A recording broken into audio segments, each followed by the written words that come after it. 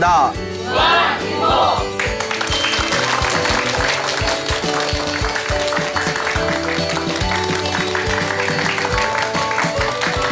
예, 만나서 반갑습니다. 예, 광우 스님이라고 합니다. 예, 여러분 옛날에 우리 자주 보던 전설의 고향 기억나세요? 네. 오늘은 전설의 고향 같은 믿기기 힘든 하지만 재미난 또 잘 음미해 보면 우리 불자들에게 큰 교훈이 될 만한 이야기를 들려드릴까 합니다. 우리 절집에는 굉장히 기도를 열심히 하는 불자분들이 많으세요.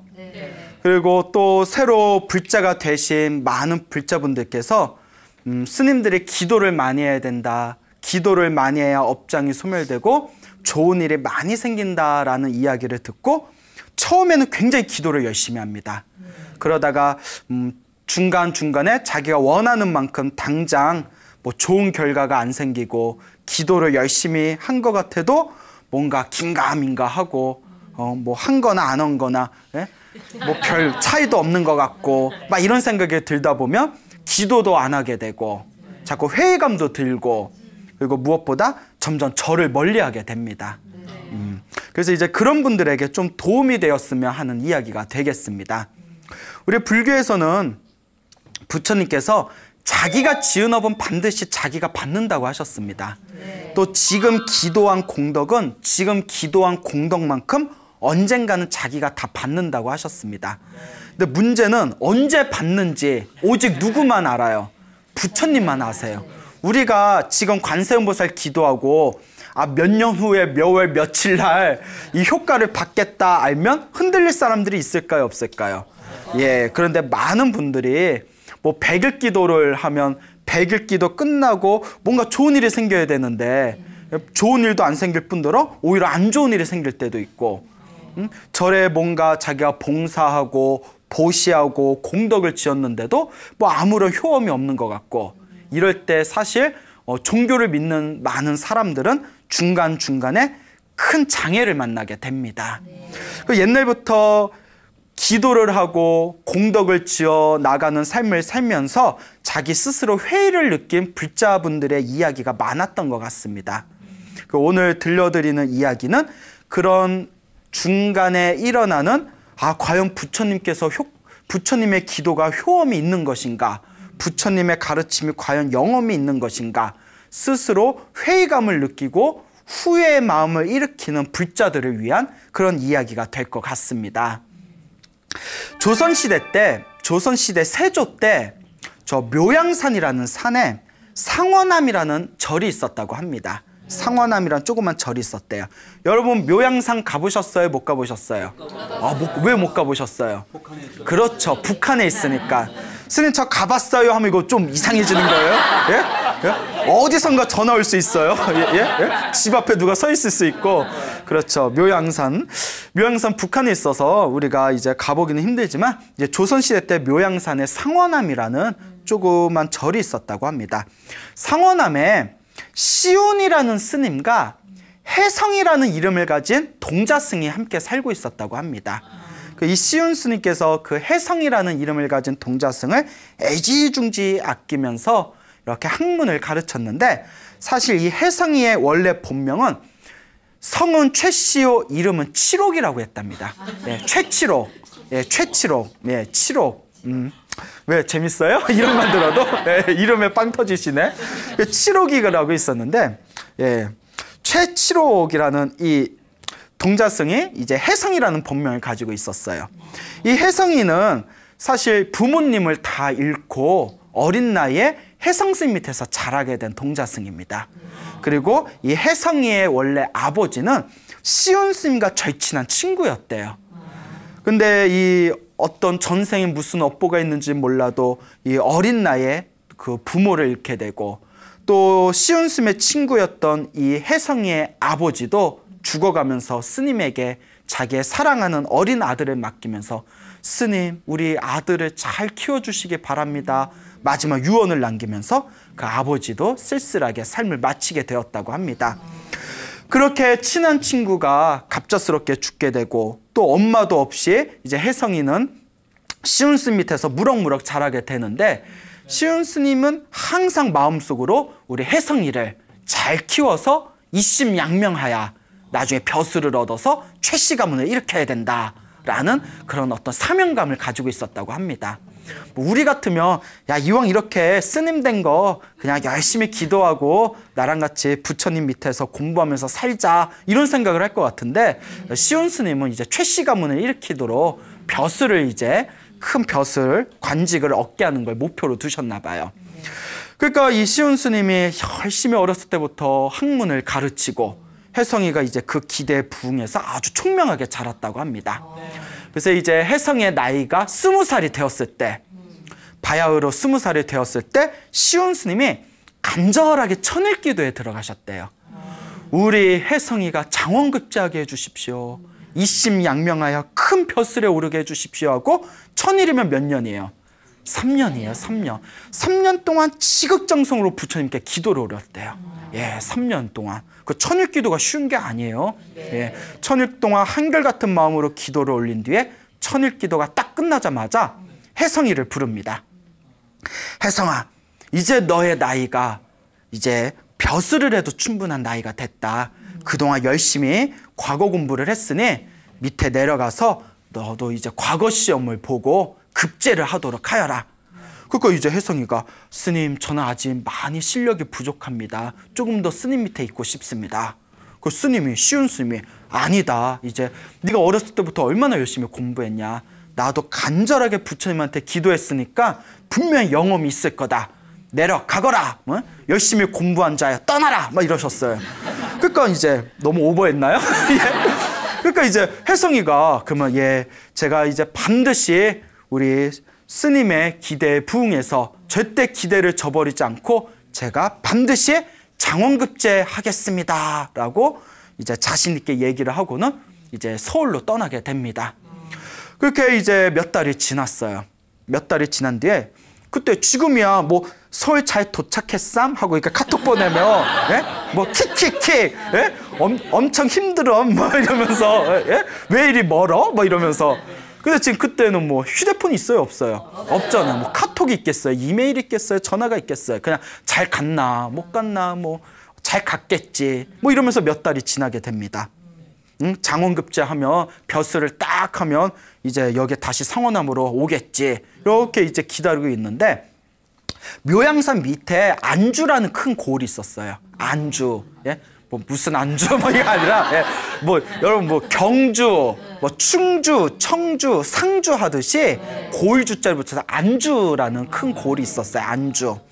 이 안주라는 고을의 큰 고을에 이제 스님이 겨울을 나기 위해서 쌀이 있어야 되니까 큰 묘양산 밑에 안주 고을에 들어가서 그 장터에서 이렇게 시주를 받았다고 합니다. 이렇게 쌀 탁발을 받았는데, 탁발을 받고 이제 넉넉하게 이제 쌀을 얻은 뒤에, 아, 이제 다시 묘양산으로 올라가야겠다 싶은데, 저기 웬 젊은 거지가 저벅저벅 걸어오더니, 쉬님, 배고파서 그런데 국밥 한 그릇 사 먹게 조금만 도와주세요, 좀 도와주세요 하는 거예요. 그 젊은 거지를 보니까 옛날 자기 그 혜성이가 생각나는 거예요. 아유, 우리 혜성이 나이 좀 되어 보이는데 어쩌다 저렇게 거지꼴이 돼가지고 불쌍하구나. 그래서 이제 동전 이렇게 몇 입을 이렇게 건네주는데, 근데 아니 혜성이 닮았네 했는데 자세히 보니까 혜성인 거예요. 네? 혜성이를 닮아서 이렇게 동전 줬는데 알고 봤더니 혜성이네. 혜성아! 깜짝 놀란 거예요. 혜성아! 그 혜성이도 보더니 깜짝 놀랐어. 쉬님! 이러는 거예요.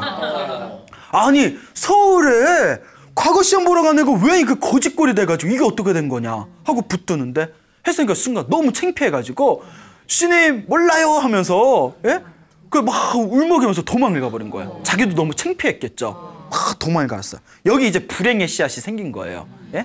여기서 이제 서로가 풀 걸 풀었어야 되는데 도망을 가버리니까 스님이 막 장터에서 혜성이를 찾아도 찾을 수가 없는 거예요.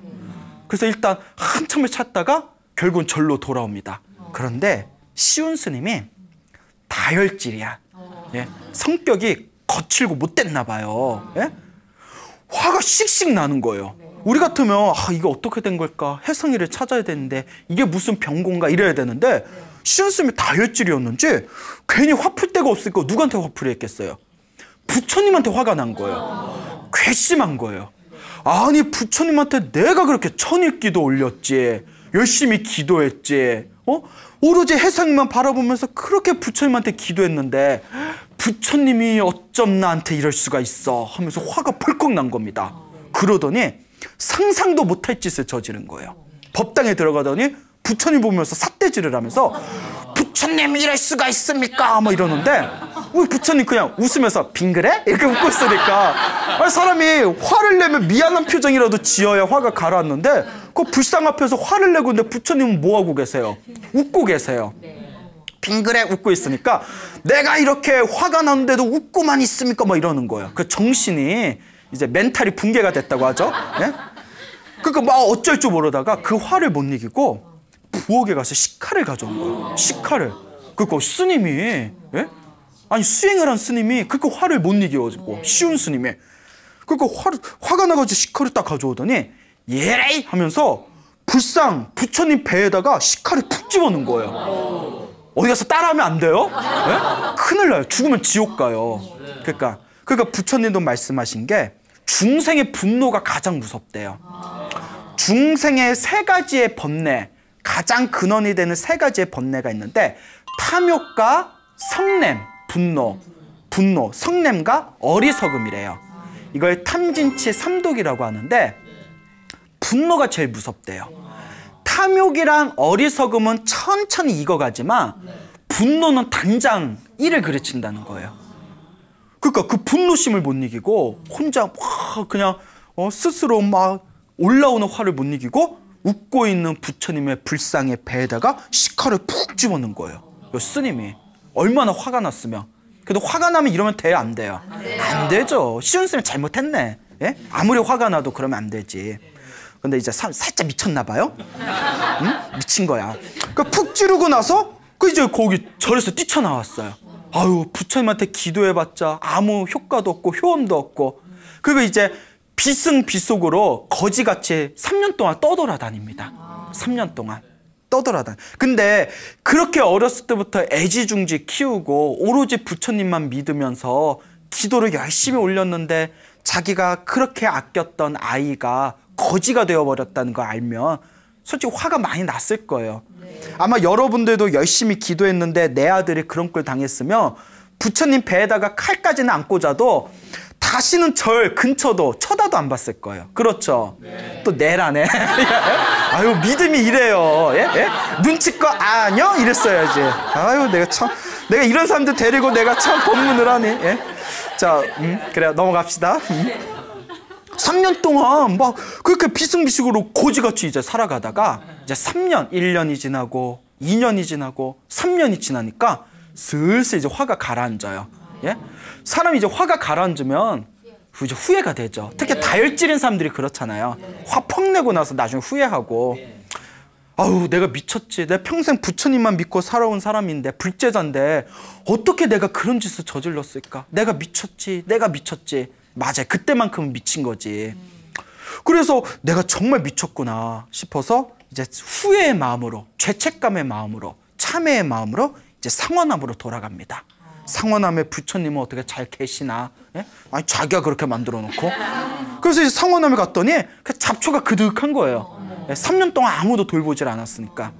그래서 상원암에 가서 법당문에 끽 하고 여니까 부처님 배에 그 식칼이 그대로 꽂혀져 있는 거예요. 그 뭐 누가 뽑았겠어요? 뭐 아무도 안 올라오는데. 그 부처님은 그대로 빙그레 미소를 짓고 계시고, 부처님, 이 시운이가 왔습니다. 지옥에 떨어질 죽을 죄를 지고 제가 이제야 돌아왔습니다. 부처님 죄송합니다 하면서 일단 당장 급한 게 칼을 뽑아야 되잖아요.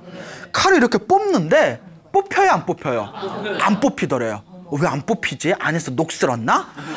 아무리 뽑아도 도무지 뽑히지가 않더래요. 야, 별일이 다 있다.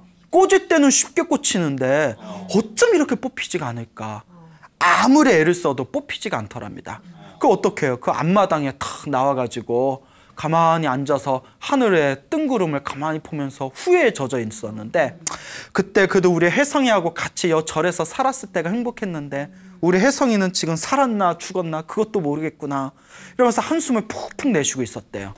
그때 저 산 밑에서 뭐 풍악 소리가 이렇게 들리더래요. 쿵짝쿵짝 하고 이제 풍악 소리가 막 이렇게 올라오는 소리. 아니 웬 절에 웬 이렇게 풍악 소리야? 점점점 올라오는데 밑에서 막 뭐 꽹가리 치고 푹 치고 피리 소리 나고 막 수십 명의 사람들이 가마를 들고 이렇게 올라오더래요. 아니 사람 속 터져 죽겠는데 이게 뭔 일이야? 시온 스님이 뭐야? 뭐 이렇게 보고 있는데 근데 왜 젊은 관리 하나가 헐레벌떡 뛰어오더니 갑자기 큰 소리를 버럭 지르면서 안주 목사 행차시오 이러는 거예요. 안주 목사 행차시오. 제가 안주 목사라니까 어느 노보살님이 그때 뭐 교회가 있었어요. 목사님이 갑자기 종교 화합인가요?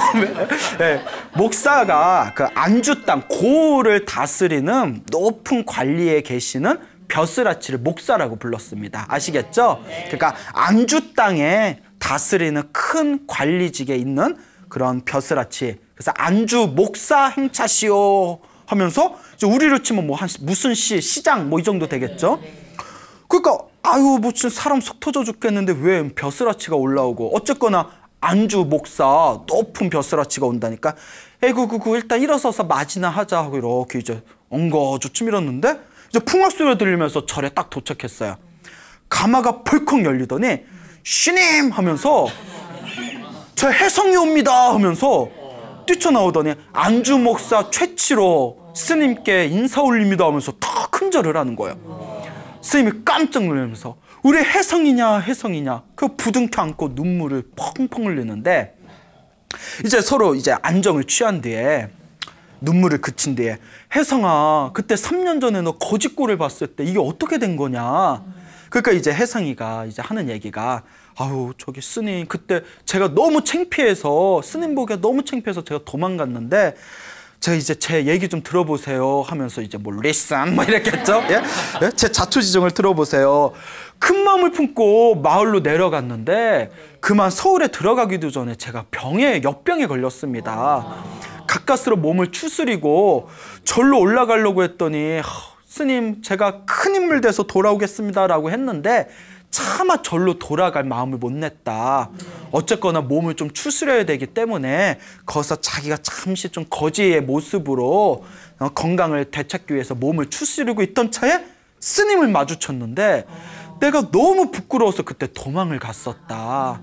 그래서 그 뒤에 내가 몸을 추스리고 다시 절에 돌아왔지만 아유 스님은 보이지도 않고 웬 법당에 저렇게 칼 하나만 꽂혀져 있고 대충 상황은 짐작이 가고 근데 저도 뽑으려고 해도 도저히 뽑히지가 않더라. 그래서 어쨌거나 내가 빨리 큰 벼슬에 올라서 우리 스님을 찾는 게 중요하겠다 싶어서 이제 남은 기간 동안 열심히 공부를 해가지고 제가 과거에 급제를 해서 안주 목사가 되어 행차한 길입니다 하면서 스님 이렇게 스님을 배웠습니다 하면서 또 이렇게 큰 절을 하더래요. 그러더니 스님 잠시 법당에 들어가시지요. 스님을 이렇게 모시고 법당에 들어간 거예요. 근데 혜성이가 부처님 앞에서 다 삼배로 올린 뒤에 칼을 싹 뽑는데 갑자기 쑥 뽑히는 거예요. 와, 예, 리액션 좋아요? 예. 그렇게 쑥 이렇게 뽑히는 거. 그러니까 스님도 놀라고, 이게 어떻게 된 거냐? 실은 어젯밤에 꿈을 꾸었는데 허연 백발의 노인이 나타나서 노인이 나타났던 거 보니까 아마 산신령이었을 것 같아요.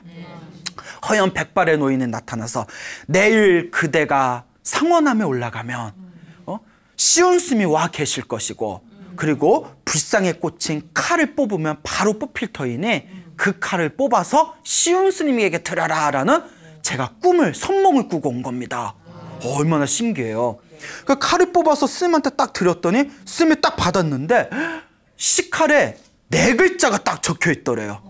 4글자가 시운속죄. 시운은 죄를 갚아라. 속죄해라. 시운속죄. 그 시칼에 부처님 배에 꽂힌 시칼에 시운속죄. 시운은 죄를 갚아라. 그러니까 부처님 삐졌어. 내 배에 칼을 꽂아? 시운아 죄를 갚아라 라고 시칼에 쓰여져 있더래요. 깜짝 놀라서 부처님께 기도한 공덕은 언젠가 반드시 받는다고 했는데 내가 그 중간에 일어난 그 마장, 그 업장을 내가 이기지를 못하고 부처님이 영험이 없다고 혼자 분노를 일으키고 정말 지옥에 떨어질 큰 업을 지었구나. 그러니까 사실 이 시온 스님의 천일 기도가 이루어진 거예요, 안 이루어진 거예요? 그렇죠. 결과적으로 이루어진 거죠. 결과적으로. 근데 중간에 그 스쳐 지나가는 중간에 그 전생에 지었던 어떤 업보의 가품이 있었겠죠. 그걸 그 마장, 우리 불교에서는 마장이라고 합니다. 중간에 그 시험을 이기질 못하고 순간 정신을 잃고 부처님에 대한 믿음을 저버리게 된 것이죠. 뼈저리게 후회를 하면서, 자, 혜성아, 네가 이와 같이 큰 인물이 됐으니 나는 더 이상 여한이 없구나. 하지만 나는 너무나 무거운 죄를 지었다. 남은 기간 동안 내가 지은 이 업을 참여하면서 살겠다. 이제 그 안주 목사니까 권력이 얼마나 쨍쨍해요. 안주 목사 최치록에 이제 도움을 받아서 상원함을 깨끗하게 보수를 합니다. 그게 이제 마지막 기도에 들어가게 됩니다. 시운 스님이 부처님 앞에 깨끗한 물 한 그릇 떠놓고 그 옆에다가 시운 속죄라고 써져 있는 식칼을 부처님 앞에다 놓고 물 한 모금 마시지 않는 단식 기도에 들어갔대요. 목숨을 건 단식 기도에. 내가 목숨을 다 바쳐도 이 업을 어찌 갚을꼬. 그리고 100일 동안 단식 기도에 들어갑니다. 여러분, 물을 먹으면서는 사람이 단식을 할 수 있어도 물조차 안 먹으면 며칠도 못 버틴다고 합니다. 지극한 마음으로 부처님한테 단식 기도를 올리면서 21일이 됐을 때, 37일이라고 하죠. 37일, 21일이 되었을 때 호련히 식칼에 시운 속죄라는 글귀가 싹 사라져 버렸답니다. 그 죄를 갚았다 못 갚았다? 갚았다. 그때 사람들이 보고 너무나 신기하면서 그때 그 동자승이었던 그 혜성 안주모사 최치록에 스님, 칼날에 있었던 시운 속죄 죄를 갚아라 라는 글귀가 사라졌으니 이제 그만 물을 드시고 음식을 드시고 건강을 회복하십시오 라고 했지만 우리 시운 스님이 내가 이렇게 무서운 업을 졌는데 어찌 여기서 만족하겠느냐, 나는 끝까지 기도하겠다 하다가 결국 30일 만에 기도를 하다가 이제 고요히 숨을 거뒀다고 합니다. 예, 마지막 자기가 지은 업을 목숨으로 갚은 거죠. 그러니까 시운 스님도 다혈질이었지만 알고 보면 신심이 참 깊었던 스님이었던 것 같아요. 그래서 안주 목사 최치록이 이제 그 스님의 시신을 잘 화장을 하고 다비를 해서 매년마다 그 스님을 위해서 지극한 효심의 마음으로 제사를 올렸다라는 이야기가 불교설화에 전해지고 있습니다. 이와 같아요. 시운 스님이 천일 기도를 지극하게 올려놓고 중간에 좀 안 좋은 일이 생겼다고 효과 있네 없네 하다가 오히려 불법에 대한 믿음의 마음을 저버리듯이 이게 우리 중생들 마음이야. 우리 중생들이 그래요. 아유, 100일 기도했는데 좋은 일도 생기지도 않고 소원 성취도 안 되고 에이, 부처님 영험 없네. 예? 이게 바로 우리 시운 스님과 같은 그런 얄팍한 중생의 마음일 수 있습니다. 하지만 부처님께서 말씀하셨습니다. 복이 많은 사람은 기도를 하면 빨리 이루어지고 복이 없는 사람은 기도를 하면 늦게 이루어진답니다. 빨리 이루어지든 늦게 이루어지든 기도한 공덕은 언젠가는 반드시 받는답니다. 이번 생에 못 얻으면 언제라도 받는다? 다음 생에라도 반드시 받게 된다고 합니다.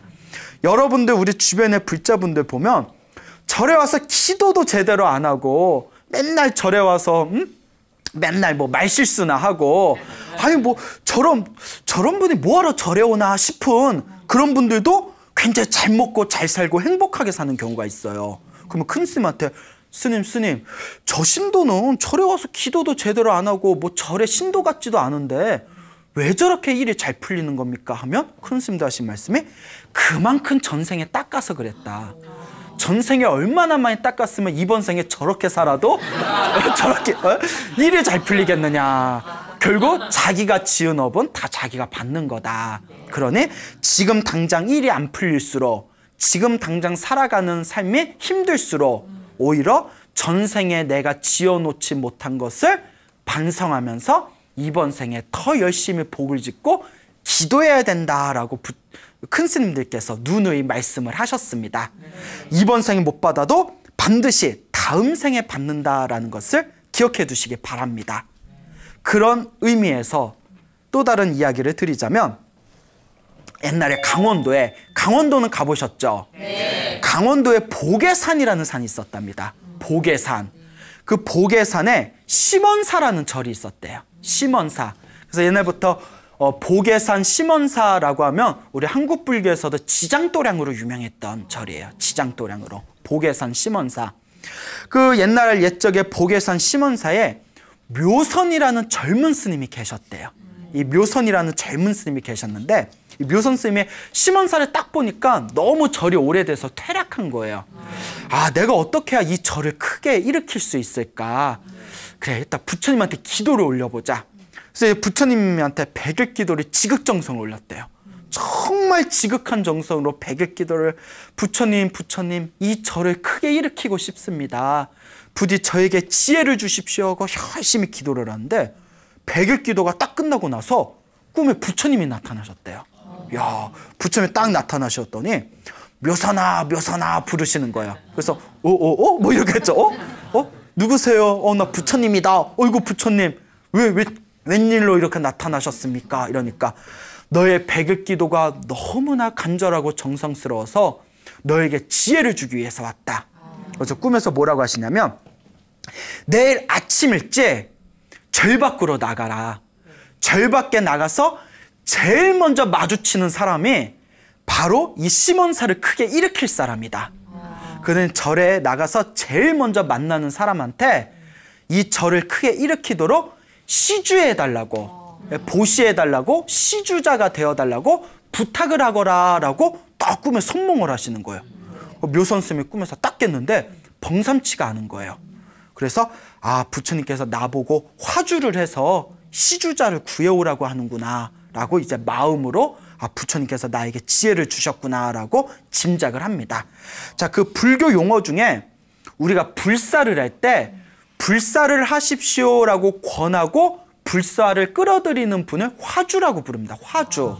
그리고 화주가 불사를 동참하십시오 라고 하면 예 알겠습니다 하고 보시해주는 분을 시주라고 부릅니다. 화주는 받는 사람, 시주는 주는 사람, 이렇게 이해하시면 됩니다. 알겠죠? 그래서 이제 화주와 시주라고 하는데 이제 묘선 스님이 화주가 돼가지고 이제 부처님 그 꿈의 선몽대로 그 다음날 아침에 일찍 절 밖에 딱 나갑니다.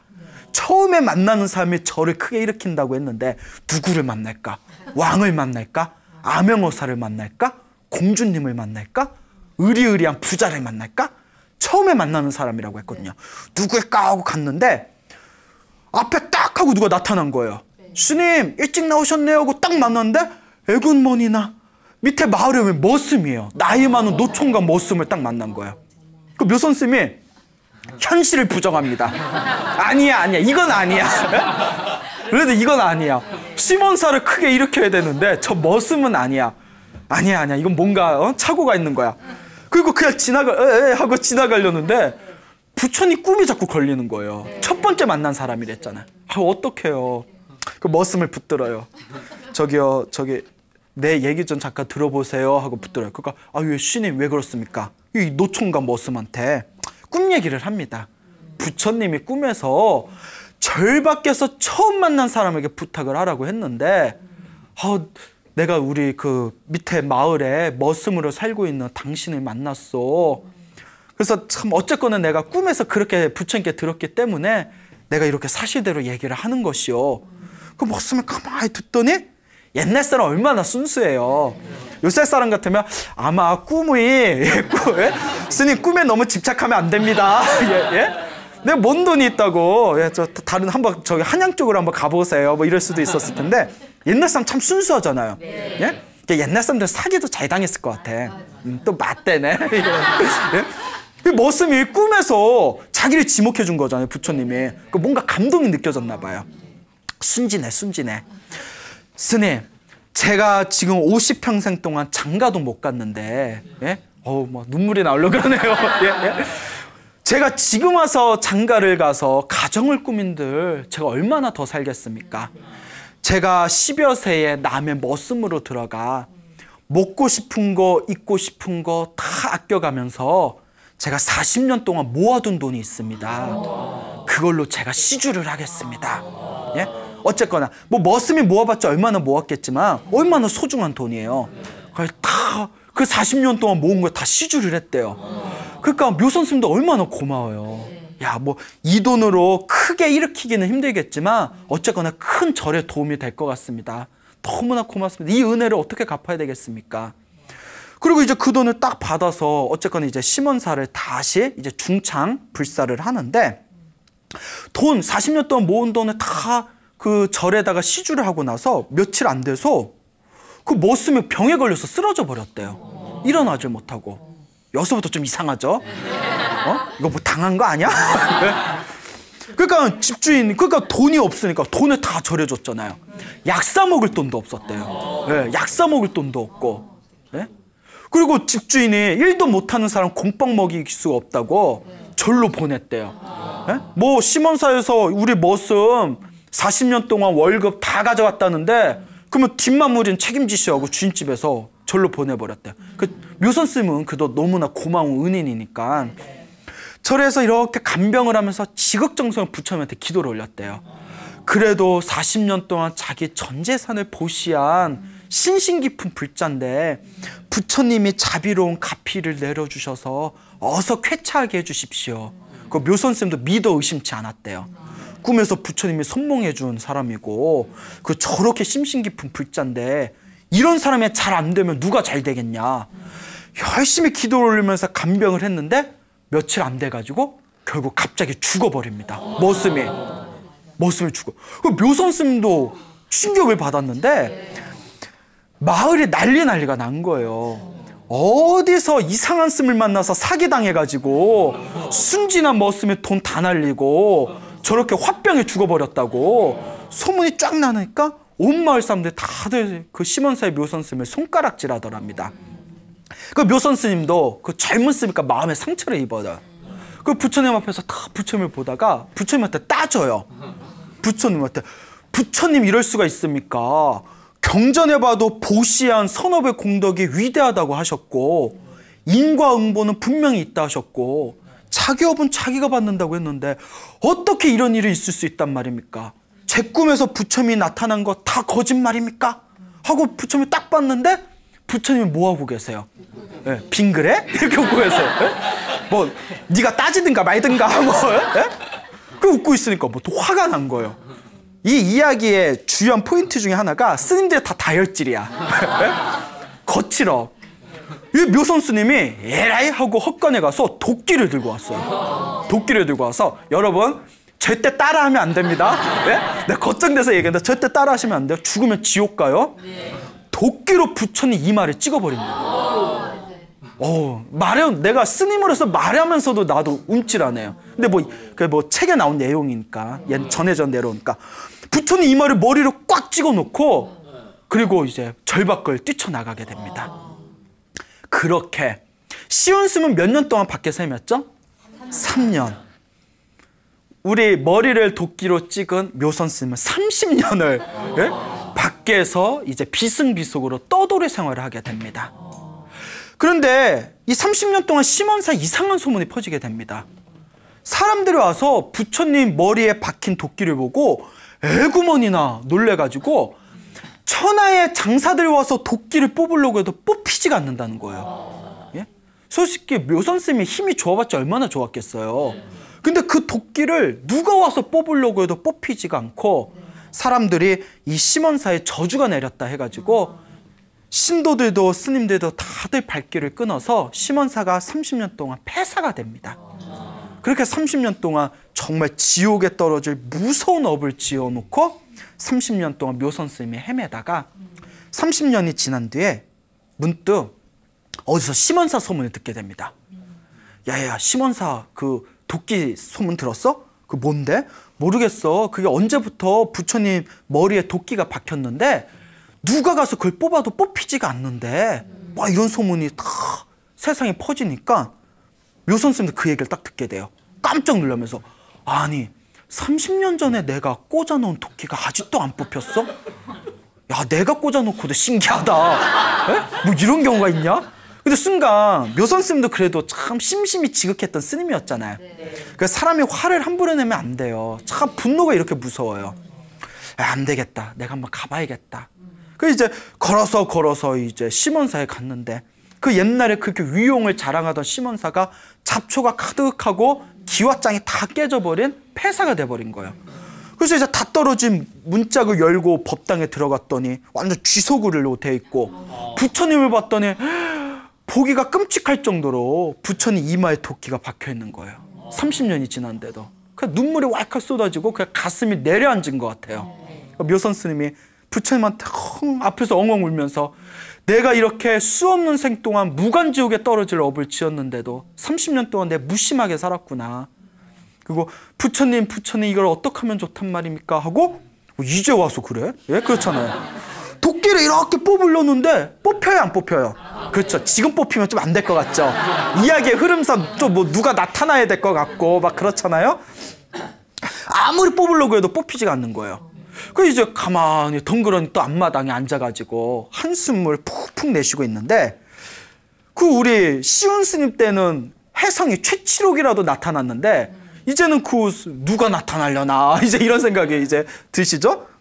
왜 젊은 양반이 다 이렇게 나타나더래. 아주 젊어 보이는 지체 높은 젊은 양반이 깜짝 놀라서, 아니 그 옷이나 얼굴 행색을 보니 어디 지체 높은 분 자제 같은데 여길 어찌 오셨습니까? 했더니 그 젊은 양반이, 나는 여기 새로 부임한 사또요 이러시는 거예요. 그 고을의 사또면 굉장히 높은 지위잖아요.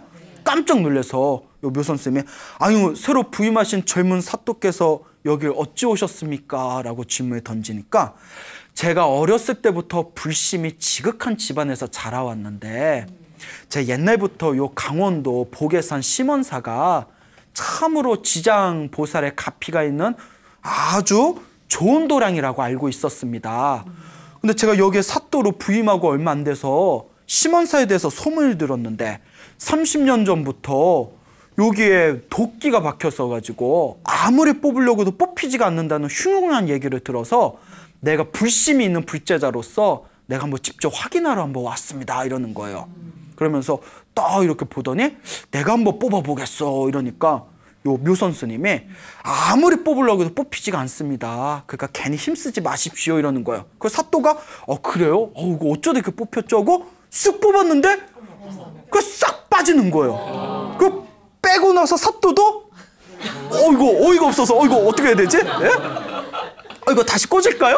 예? 너무 쓱 뽑히니까 이거 다시 꽂아야 되나 말아야 되나. 그 묘선스님도 놀래가지고, 아니 천하의 장사들을 뽑아도 안 뽑힌 건데 이게 어떻게 뽑히게 된 거냐고, 나 모른다고, 이거 어떡하지 막 이러고 있는 거예요 둘이. 그리고 딱 도끼를 봤는데 녹슨 도끼에 희미한 글씨가 보이더래요. 예, 부처님은 붓글씨를 좋아하셨나 봐요. 뭐라고 됐냐면, 화주, 시주, 금일, 상봉. 화주, 아까 설명 들었죠? 화주와 시주가 금일, 오늘, 상봉, 서로 만난다. 도끼에 화주와 시주가 금일, 오늘 서로 만났다. 깜짝 놀란 거예요. 이게 무슨 글씨요? 화주, 시주, 금일, 상봉, 이게 무슨 뜻이요? 묘선쌤이 보더니 꽝 하고 정신에서 뭐가 번쩍하면서 사또를 보면서, 사또 어른, 결례가 아니면 나이를 물어봐도 되겠습니까? 내 나이 뭐 올해 30이요, 30이요. 생일이 어떻게 됩니까? 그 생일 또 이렇게 따져봤더니, 생일에서 10개월 뒤를 따져봤더니 영락없이 그 머슴이 죽었던 그날이었던 거예요. 그 자리에서 묘선스님의 눈물을 펑펑 흘리면서, 이제야 부처님 뜻을 알겠습니다. 부처님께서 말씀하시길, 자기가 지은 업은 자기가 받는다. 좋은 건 좋은 것대로 받고 나쁜 건 나쁜 것대로 받는다고 했는데 하면서 과거에 있었던 30년 전의 머슴과의 자초지종을 싹 설명을 합니다. 그러면서 그 사또에게 하는 얘기가, 그 머슴이 전생의 업장이 두꺼워서 이번 생에 그렇게 안 좋은 병에 걸려서 죽게 된 거고, 죽은 건 죽더라도 이번 생에 40년 동안 모았던 그 재산을 부처님 불사에 깊은 신심으로 보시한 그 선업과 공덕의 힘으로 이번 생에 지체 높은 귀족의 가문에 자제로 태어나서 지금 이와 같이 젊은 나이에 과거에 급제하여 사또가 된 거라는 것을 이제야 알겠습니다. 부처님의 인광보법이 하나도 한치의 틈이 없는데 제가 여태껏 그것을 모르고 부처님의 깊은 뜻을 몰랐습니다 하면서 그 자리에서 엉엉 울더래요. 그때 사또가 그 얘기를 듣고, 그 얘기를 들으니 사실 내가 여기 심원사 올라오는 길에 자꾸 이상하게 여기 처음 오는 길인데 왜 이렇게 눈에 익을까? 왜 이렇게 눈에 익을까? 왜 절이 저렇게 눈에 익을까? 했는데 내가 전생에 그 머슴이었다는 것을 나는 믿습니다 하면서 그 스님의 손을 딱 잡으면서, 부처님께서 30년 전에 스님 꿈에 나타나서 절 밖에서 처음 만난 그 사람이 이 심원사를 일으킬 거다라고 하지 않았습니까? 부처님의 예언은 틀리지 않았습니다. 지금 이후로 제가 이 심원사의 시주가 돼서 이 심원사를 일으키겠습니다 라고 얘기를 했다고 합니다. 그래서 그 젊은 사또가 또 굉장한 부잣집의 자제였대요. 그 집안의 도움과 또 사또로서의 그 능력을 이용해서 그 심원사를 크게 일으켰고, 그 심원사의 묘선 스님도 참회하는 마음으로 열심히 기도하고 열심히 중생들에게 법을 펼쳐서 심원사의 큰 스님이 되셨다라는 이야기가 지금까지 전해지고 있습니다. 여러분 믿습니까 여러분? 네. 지금 내가 기도하고 복을 짓고 선업을 짓고 공덕을 짓는 게 절대 어디로 허공으로 흩어지는 게 아니랍니다. 차곡차곡 다 모인답니다. 물론 내가 기도한 만큼 당장 나타나 준다면 얼마나 좋겠습니까? 실은 이런 얘기하면 좀 저도 부끄럽지만 저도 제가 기도한 거 당장 나타났으면 좋겠어요. 예? 그렇지만 내가 전생에 지은 업, 이번 생에 지은 업, 다음 생에 또 받는 공덕, 이 모든 것들이 삼생, 과거 전생, 현생, 다음 생, 삼생을 통해서 끊임없이 돌고 돈다고 합니다. 과거 전생에 지었던 선업은 선업대로, 악업은 악업대로 이번 생에 내가 받는 것이고, 이번 생에 지은 나의 선업은 선업대로, 악업은 악업대로 이번 생에 받거나 또 다음 생에 받게 된다고 합니다. 그러니 여러분들도 살아가시면서 내가 지금까지 살아오면서 행복한 일이 더 많았는가, 불행한 일이 더 많았는가, 원하는 일이 쉽게 이루어졌는가, 내가 바라는 일들이 더디게 이루어졌는가, 스스로를 점검해 보시기 바랍니다. 전생에 복을 많이 지었으면 이번 생에 내가 원하는 일들이 쉽게 이루어지고 행복한 일들이 더 많이 생길 것이고, 내가 전생에 지어놓은 선업이나 복이 없으면 이번 생에 내가 바라는 일들이 자꾸 더디게 이루어지고 자꾸 마음에 걸리는 일들이 생기고 자꾸 좋지 못한 일들이 생기는 것입니다. 여러분들 삶에 행복한 일이 많았다면 아이고 내가 전생에 선업을 많이 지어서 이번 생에 이렇게 누리나 보다 생각하시고 이번 생에 더욱 열심히 복을 지으시기 바랍니다. 만약에 여러분들 살아오신 삶이 좀 답답하고 좋지 못한 일들이 많았다면 전생에 내가 지어놓은 게 없으니 이번 생이라도 열심히 짓자라는 마음으로 미래를 위한 여러분들의 선업에 저축을 해보시기를 바랍니다. 반드시 여러분들이 지은 업은, 여러분들이 지은 공덕은 이번 생이든 다음 생이든 반드시 여러분들이 받아가시게 될 것입니다. 여러분 행복해지고 싶습니까? 네. 행복한 삶을 창조하고 싶습니까? 네. 복을 지으십시오. 선업을 지으십시오. 공덕을 쌓으십시오. 복과 선업과 공덕의 힘이 여러분들을 진정한 행복의 길로 이끌어 줄 것입니다. 오늘 여기서 마치겠습니다. 소중한 나, 행복!